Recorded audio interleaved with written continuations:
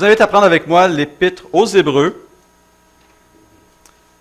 au chapitre d'abord, 10, à partir du verset 19. Hébreux, chapitre 10, verset 19. Est-ce que tout le monde a chanté ce cantique? Oui? Ça me rassure. Tu nous as, quoi?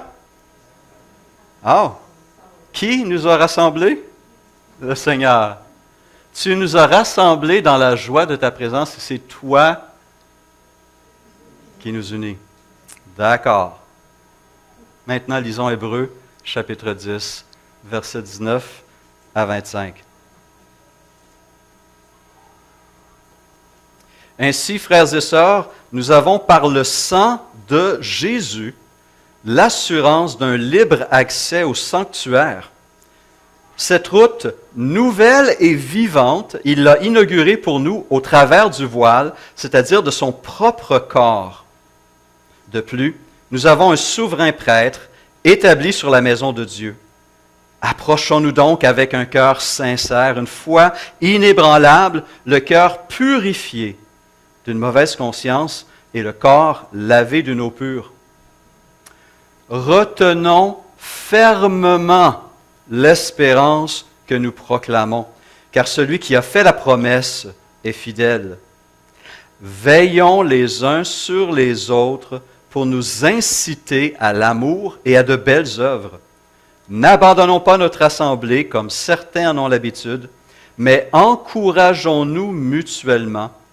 Faites cela d'autant plus que vous voyez s'approcher le jour. Fin de la lecture de la parole. Nous avons vu la semaine dernière que la vie chrétienne ne s'écrit pas seulement au singulier.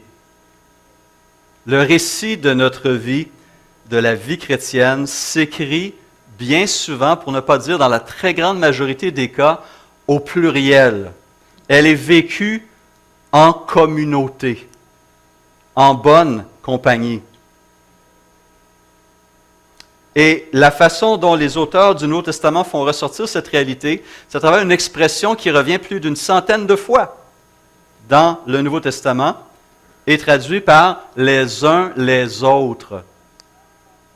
Des commandements, des exhortations, des constatations qui parlent de cette vie que nous partageons en Jésus-Christ, qui a été rendue possible par le sacrifice de notre Seigneur et Sauveur Jésus-Christ. Nous entrons dans la vie nouvelle à travers quoi? La régénération, qui est appelée la nouvelle naissance. Et par cette nouvelle naissance, nous sommes accueillis, imaginez l'honneur dans la famille de Dieu. Ainsi, écrira Paul en Éphésiens 2,19, nous ne sommes plus des étrangers, mais nous sommes au contraire concitoyens des saints, membres de la famille de Dieu. Quel honneur le Seigneur nous accorde de nous accueillir ainsi. Et ce n'est pas juste Stéphane Couture qui a accueilli, c'est chacun d'entre nous qui professons la même foi en Jésus-Christ. Donc, à quoi cette vie chrétienne vécue au pluriel doit-elle ressembler? Comment la vit-on? Alors, ce matin, j'aimerais qu'on puisse poser nos regards sur un texte qui nous présente différentes façons de vivre cette vie au pluriel, cette vie chrétienne au pluriel, à travers cette exhortation qui touche l'expression « les uns les autres ».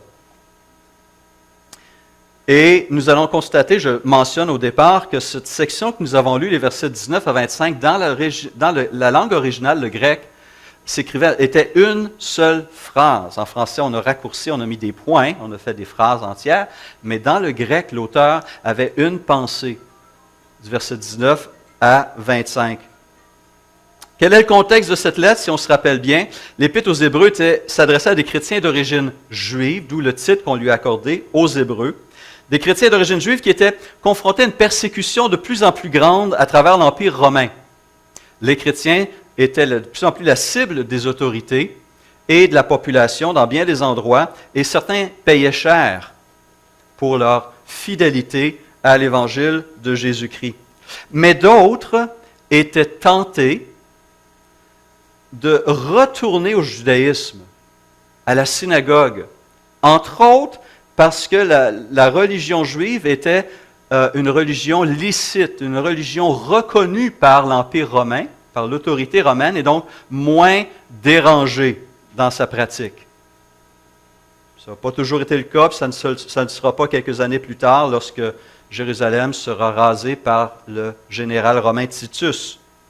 Mais à ce moment-là, la religion chrétienne était davantage la cible d'attaque. Et ces chrétiens d'origine juive étaient tentés de se replacer sous la protection de la synagogue. Et donc, l'auteur cherche à les avertir d'un danger très sérieux qui est celui de l'apostasie. Un gros mot, n'est-ce pas? Qui veut dire l'abandon volontaire et public de la foi chrétienne.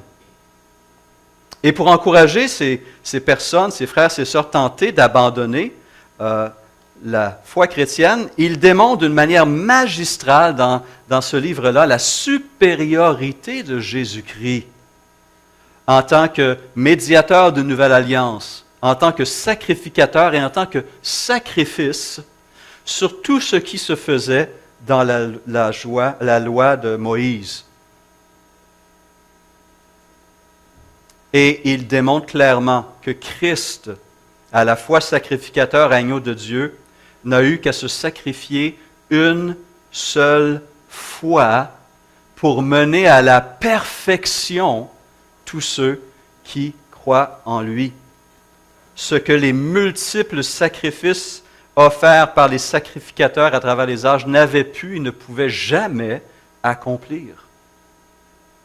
Un écrit qui est brillant et qui contraste l'ancienne et la nouvelle alliance. Et nous arrivons au chapitre 10, et dans cette section que nous avons lue, les versets 19 à 25, nous nous retrouvons à l'exhortation centrale de l'Épître, ce que le commentateur Andrew Murray appelle le centre vivant de l'Épître. Le centre vivant de l'Épître. Et dans cette section clé, après avoir tout dit ce qu'il a dit sur la centralité de Christ, la supériorité de Christ, de son sacrifice, de son ministère actuel, il se tourne vers les frères et les sœurs qui lisent cette lettre et leur lance une double exhortation.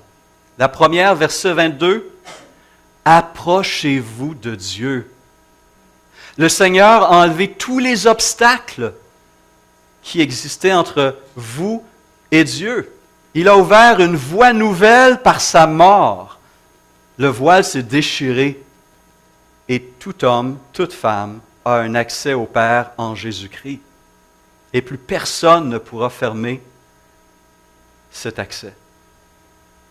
Approchez-vous donc de Dieu en raison de tout ce que le Christ a fait.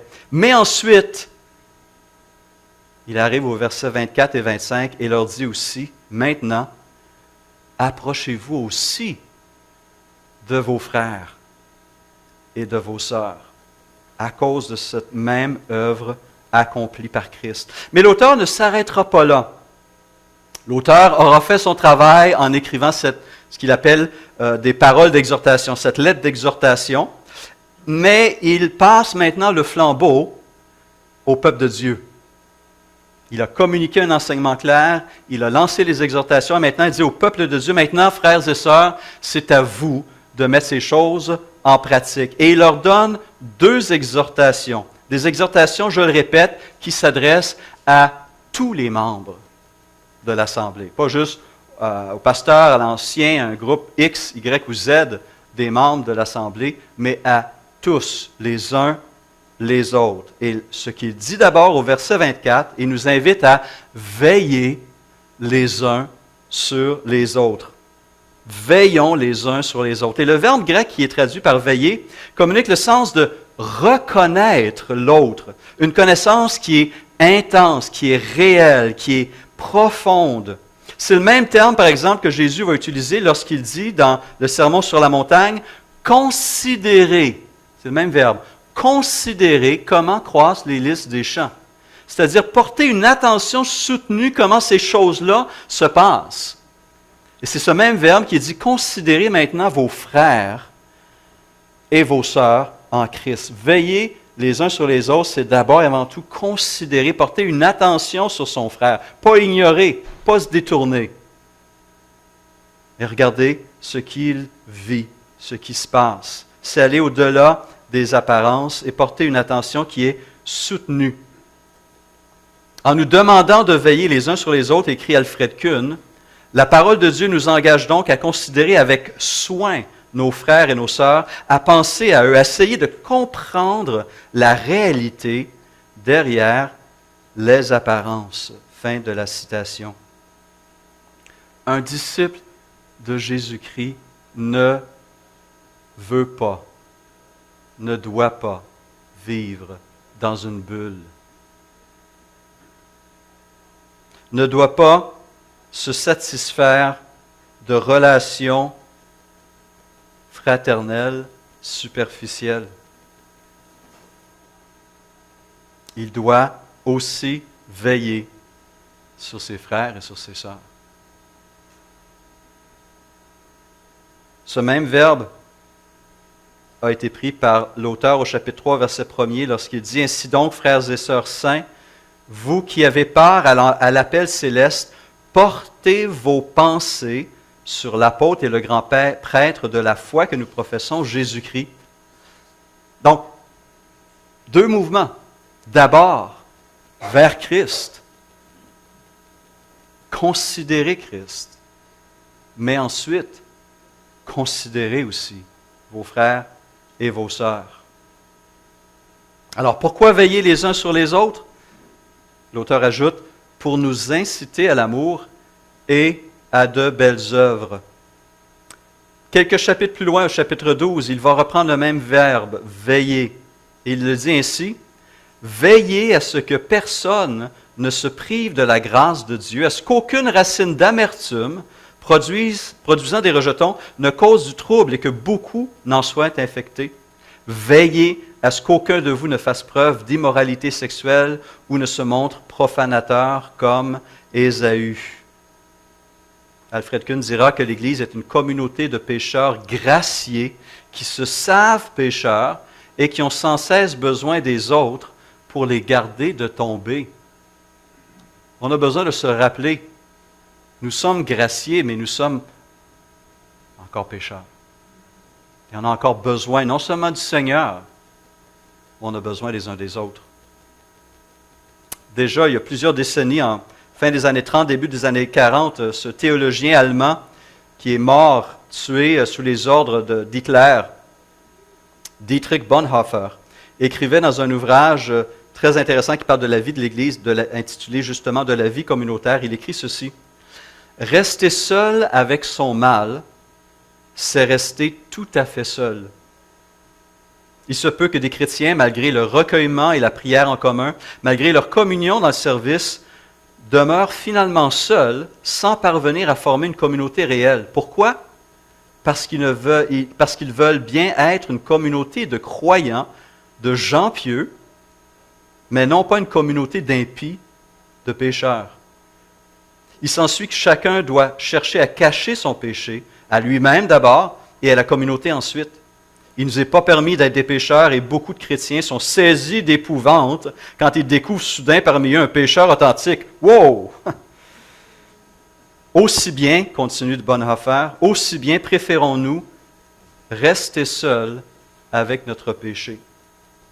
Et cela au prix du mensonge et de l'hypocrisie. Car en fait, nous sommes bel et bien des pécheurs. C'est une réalité. Il écrivait dans un contexte particulier, mais il y a des éléments ici qui devraient nous parler, n'est-ce pas? Nous sommes encore pécheurs. Nous suivons un chemin qui est le bon chemin, mais qui est parfois rocailleux, difficile. Et parfois on trébuche. Et là, c'est utile de savoir qu'on a quelqu'un à nos côtés, n'est-ce pas, qui chemine avec nous et qui peut nous relever, qui peut nous aider, qui peut nous encourager. Et on peut faire la même chose avec ce frère, avec cette sœur et avec cette communauté. Nous ne devons pas nous priver de la grâce de Dieu qui est accessible à travers la famille de Dieu, que Dieu veut déverser dans nos vies. Cette grâce qui pardonne et purifie, qui restaure et fortifie, elle est pour nous.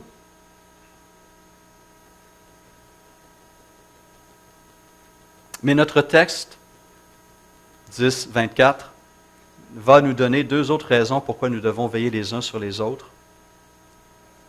Devant le découragement et la crainte qui gagnaient de plus en plus de croyants, l'auteur leur fait comprendre l'importance justement de veiller les uns sur les autres pour nous inciter à l'amour et à de belles œuvres, nous encourager, nous exciter, nous stimuler. Le verbe grec a le sens de même provoquer. Je vais te provoquer à aimer.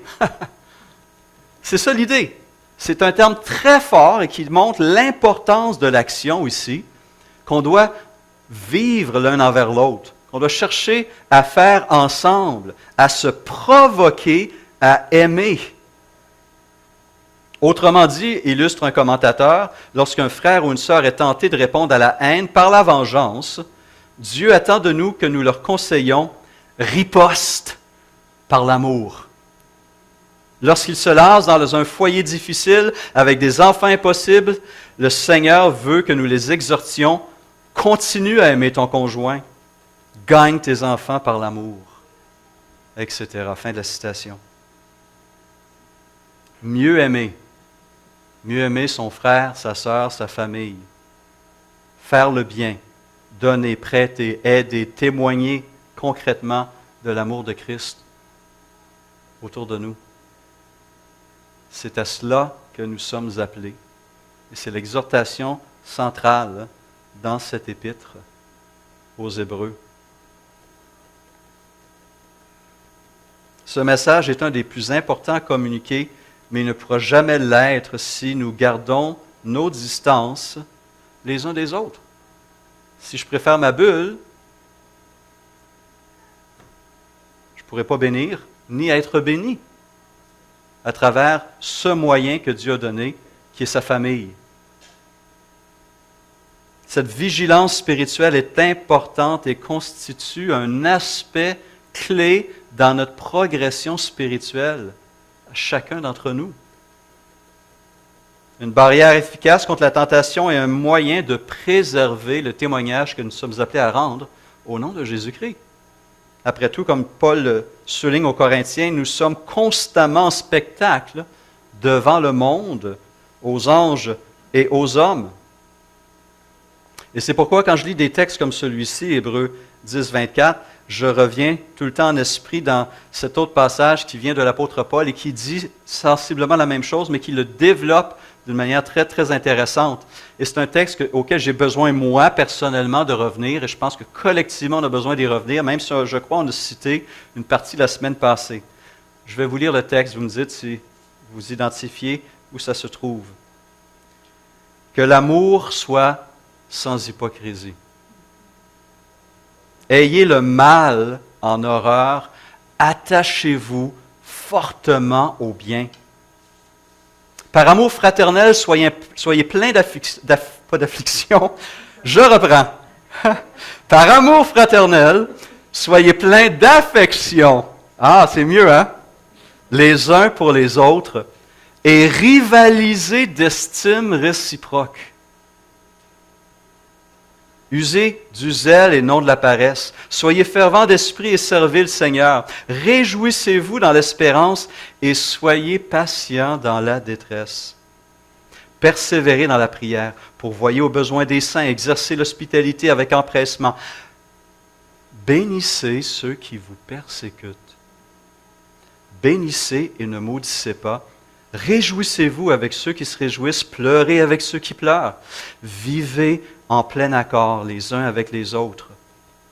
N'aspirez pas à ce qui est élevé, mais laissez-vous attirer par ce qui est humble.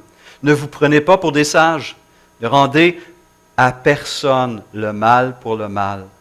Recherchez ce qui est bien devant tous les hommes. Si cela est possible, dans la mesure où cela dépend de vous, Soyez en paix avec tous les hommes. Ne vous vengez pas vous-même, bien-aimés, mais laissez agir la colère de Dieu, car il est écrit, « C'est à moi qu'appartient la vengeance, c'est moi qui donnerai à chacun ce qu'il mérite, dit le Seigneur. Si ton ennemi a faim, donne-lui à manger, s'il a soif, donne-lui à boire, car en agissant ainsi, tu amasseras des charbons ardents sur sa tête.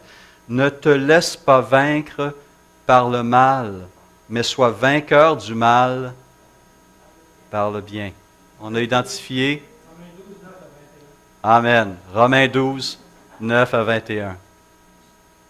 C'est un texte que j'ai besoin de relire sur une base régulière. Et encore plus de vivre. C'est un appel qui est on ne peut plus clair, n'est-ce pas? Un encouragement à aimer et à faire de belles œuvres. Et ces choses doivent être dans nos pensées et doivent ressortir à travers nos interactions fraternelles. Mais l'auteur ne s'arrête pas là, il poursuit son exhortation avec une deuxième, verset 25. « Exhortons-nous réciproquement » ou encore « encourageons-nous mutuellement », dit-il au verset 25. C'est un autre terme ici, « exhorter », qui est très riche. Il vient du grec « parakaleo », qui veut dire littéralement « appeler à côté de soi ».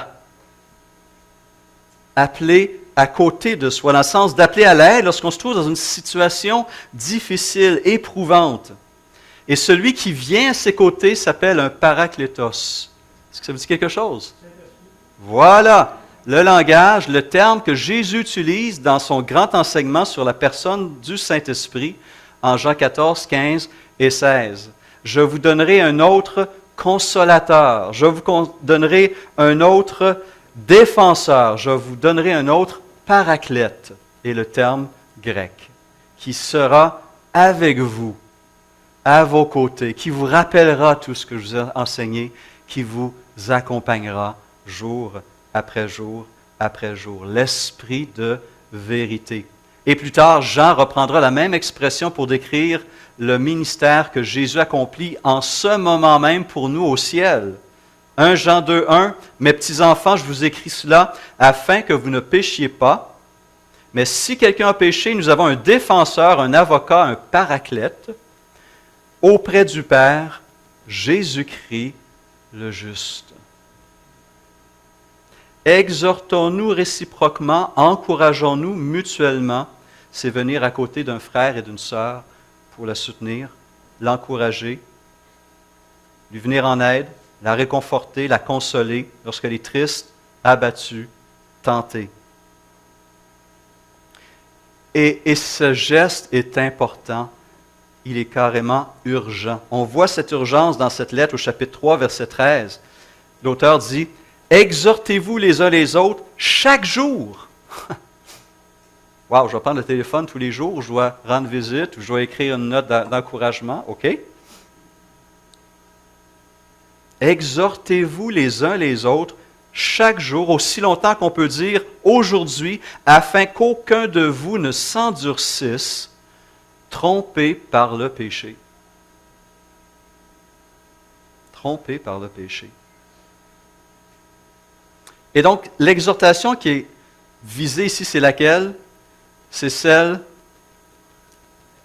pour nous encourager à persévérer dans la marche chrétienne. Une marche qui, je le répète, n'est pas facile. On vit dans un monde brisé, marqué, tordu par le péché. On avance à contre-courant. Il y a une force incroyable qui s'oppose à nous, mais nous pouvons progresser. Progresser dans l'adoration, dans la communion fraternelle, dans un témoignage, un rayonnement pour Christ. N'abandonnons pas notre assemblée comme certains en ont l'habitude, écrit l'auteur, mais encourageons-nous mutuellement. Faites cela d'autant plus que vous voyez s'approcher le jour.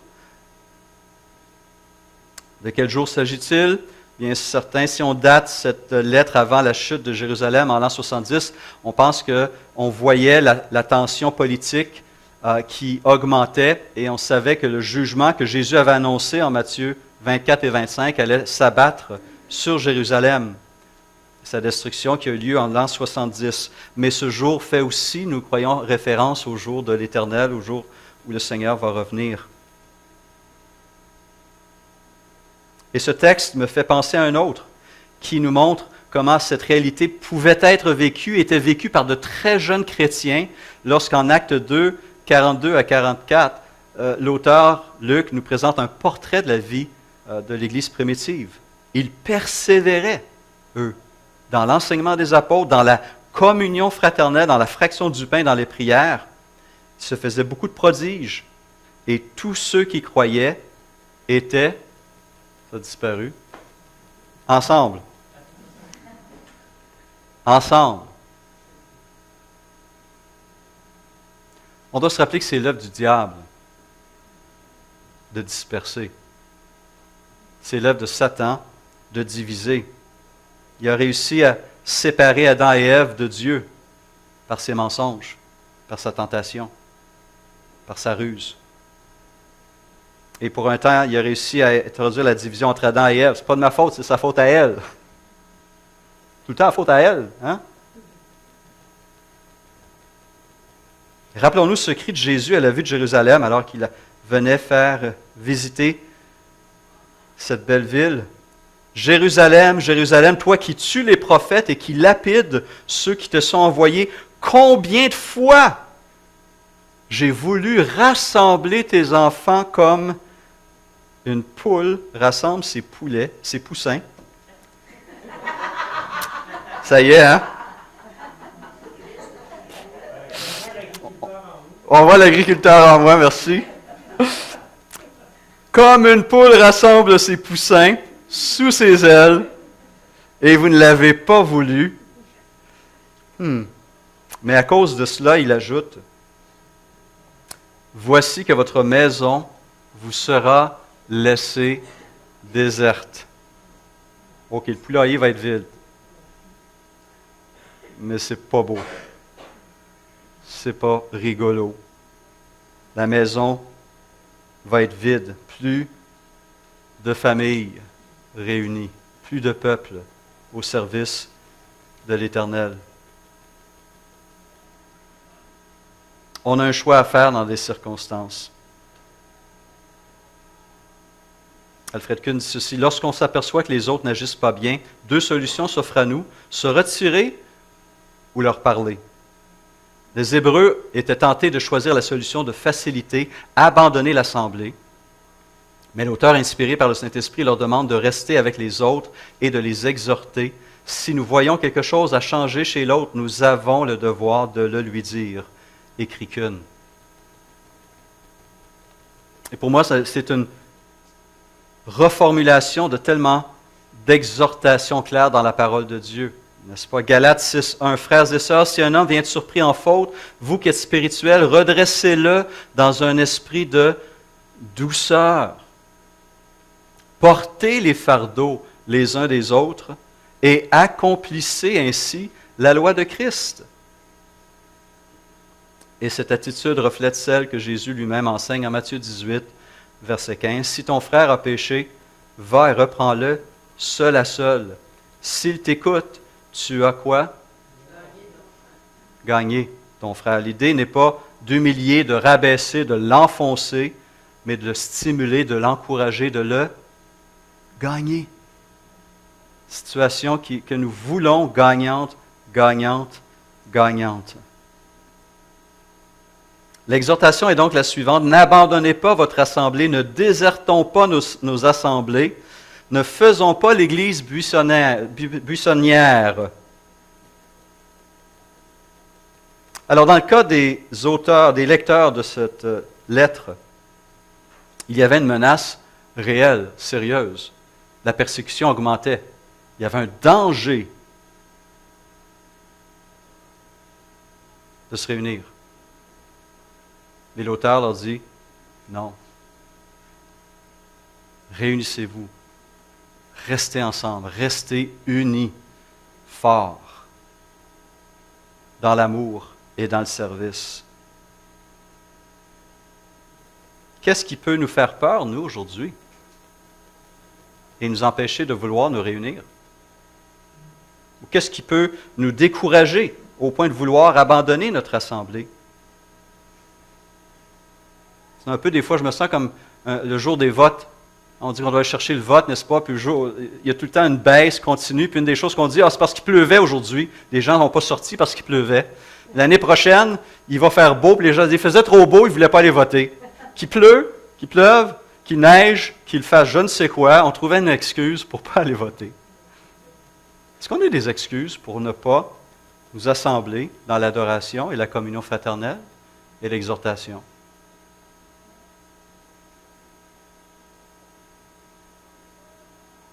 Il va neiger, les routes vont être glissantes. Ça dépend. Un tel ne me salue plus. Oui, il s'assoit à ma place. J'aime pas ça. Hey, on peut trouver des raisons, là, mais vraiment. Il y en a une dernièrement qui nous fatigue pas mal. Hein? Commence avec un C. La COVID. Elle m'énerve, cette COVID-19-là. Hein? Confinement. Un autre C. Alors, on l'a vécu, ce confinement de force. Il n'est plus là maintenant. Il n'est plus nécessaire. Par ailleurs, nous savons et nous appuyons ceux et celles qui, pour des raisons de santé, à cause de leur âge, ou pour différentes raisons, ne veulent pas prendre le risque. Nous reconnaissons ces raisons-là. D'autres personnes n'aiment pas les mesures qui sont mises en place pour se protéger. Je sais qu'il y en a qui ont peut-être des problèmes d'asthme, et c'est difficile de respirer parfois avec un masque, ou même ils sont claustrophobes et se sentent mal. S'il y a ces raisons, on peut comprendre aussi. Mais au-delà de ces choses-là, qu'est-ce qui nous empêche de venir voir notre famille, de se réunir en famille pour venir adorer notre Père et notre frère et encourager nos frères et nos sœurs en Christ? Qu'est-ce qui est si grave qui nous garderait éloignés les uns des autres? L'Alliance évangélique du Canada a fait une étude cette année, il n'y a pas très longtemps, et a publié les résultats le mois dernier, qui me troublent profondément. On a, à travers cette étude-là, cherché à quantifier la perte de chrétiens, la perte des membres d'Église à cause de la COVID. Et selon cette étude, 20% des gens qui ont été coupés de leur communauté pour un temps X et qui le sont encore, 20% de ces gens-là ne reviendront jamais à l'Église. Un chrétien sur 5 va couper les ponts avec sa communauté de foi. Une hémorragie spirituelle extrêmement troublante. Troublante. Qui m'attriste énormément. Nous savons que la pandémie a eu des conséquences négatives sur la santé mentale des Québécois. On le reconnaît. Mais il faut le reconnaître qu'elle a des conséquences spirituelles sur la santé des croyants. Où en êtes-vous dans votre propre marche spirituelle?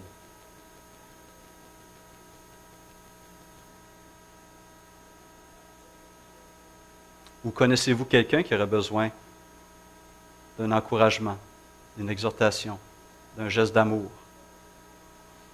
Est-ce que vous pourriez être un paraclète, un consolateur, un défenseur pour cette personne? C'est bien d'avoir des moments de communion fraternelle dans le sens que je vais aller prendre un café avec mon frère ou je vais sortir avec ma sœur et on va parler de sport ou de je ne sais quel autre sujet, toujours intéressant, n'est-ce pas? On peut parler de politique. Mais si j'ai un frère ou une sœur devant moi qui partage avec moi la personne la plus importante, Jésus-Christ, et qui est appelé à être un disciple de Jésus-Christ, mais que jamais je n'aborde sa vie en Christ, sa vie chrétienne, sa marche spirituelle. Est-ce que je l'aime réellement? Ou est-ce que peut-être cette amitié est plus importante pour moi que son bien-être spirituel? Ces questions me troublent, honnêtement. Elles me troublent. Nous vivons des moments particuliers en tant qu'Église. Et je pense que cette exhortation cette réalité de la vie au pluriel, la vie chrétienne au pluriel, doit nous parler, nous interpeller et nous mener à l'action. Dieu, en quelque sorte, nous pose la même question qu'il a posée à Caïn. Où est ton frère? Où est ta sœur?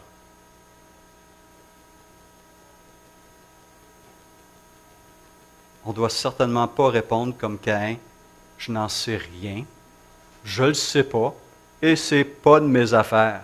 Est-ce à moi de surveiller mon frère? Surveiller, non. Veiller sûr, oui.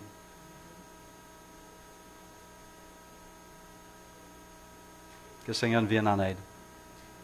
Prions. Seigneur, nous voulons d'abord commencer par te rendre grâce et te remercier pour ton sacrifice qui t'a coûté tellement et qui a été accompli premièrement pour nous rapprocher du Père, mais aussi pour nous rapprocher les uns des autres, pour enlever tout mur, tout obstacle, toute colère, toute distance, crever toute bulle. Et Seigneur, c'est le fun des fois, en bon québécois, d'être dans une bulle.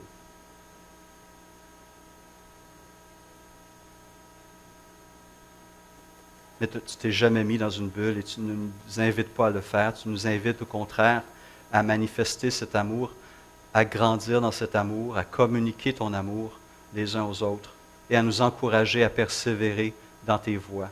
Aide-nous, s'il te plaît. Aide-nous, s'il te plaît, Seigneur. Par amour pour toi et par amour pour nos frères et nos sœurs en Christ. Que ta parole nous aide cette semaine à veiller les uns sur les autres par amour en toi. Amen.